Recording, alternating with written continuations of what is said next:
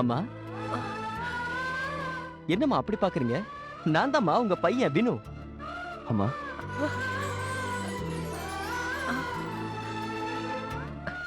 உள்ள வாப்பா.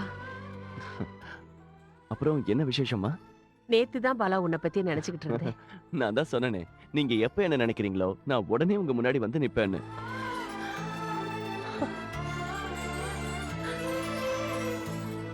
வினோத்தோட இடத்துல நீங்க எப்பவும் என்ன பார்க்கலாமா?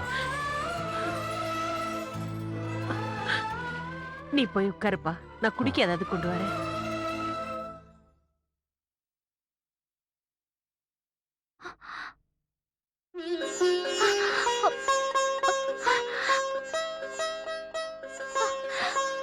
ஆண்டி,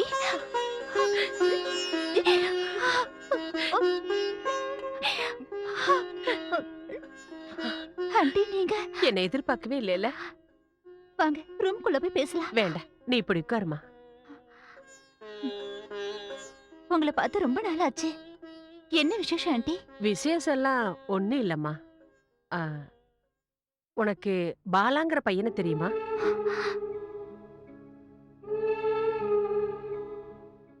என்னம்மா ஒண்ணும் பேசாம இருக்க? பாலா நேத்து என்ன பார்க்க வந்திருந்தா.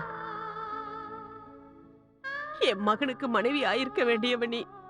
ஆனா அத பார்க்க வேண்டிய பாக்கியம் இந்த அம்மாவுக்கு இல்லாம போயிடுச்சு. உனக்குன்னு ஒரு வாழ்க்கை வேண்டாமா? எத்தனை நாளைக்கு இப்படி கல்யாணமே வேண்டான்னு இருப்ப? பாலாவத்தான் உனக்கு பிடிச்சிருக்கே, அவனை நீ கல்யாணம் பண்ணிக்கலாமே. இல்ல ஆண்டி, என்னால அது முடியாது. எல்லாம் தெரிஞ்சு நீங்களே ஏன் இப்படி என்ன வேதனைப்படுத்துறீங்க? என்னால நான் உன்னை வேதனைப்படுத்துறதுக்காக சொல்லலம்மா.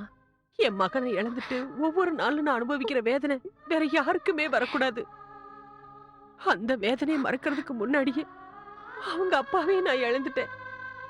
இதையெல்லாம் சகிச்சுக்கிட்டு நான் வாழலையாம்மா. இப்ப நான் சொல்றதெல்லாம் உனக்கு புரியாதுமா.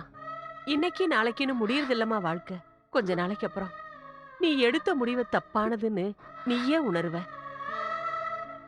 வாழ்க்கையில தனிமை ஏற்படும் போது படுற அவஸ்தை உனக்கு புரியாதுமா. இந்த அம்மா இப்போ அதை அனுபவிச்சுட்டு இருக்கேன். அந்த நிலைமை உனக்கு வரக்கூடாது.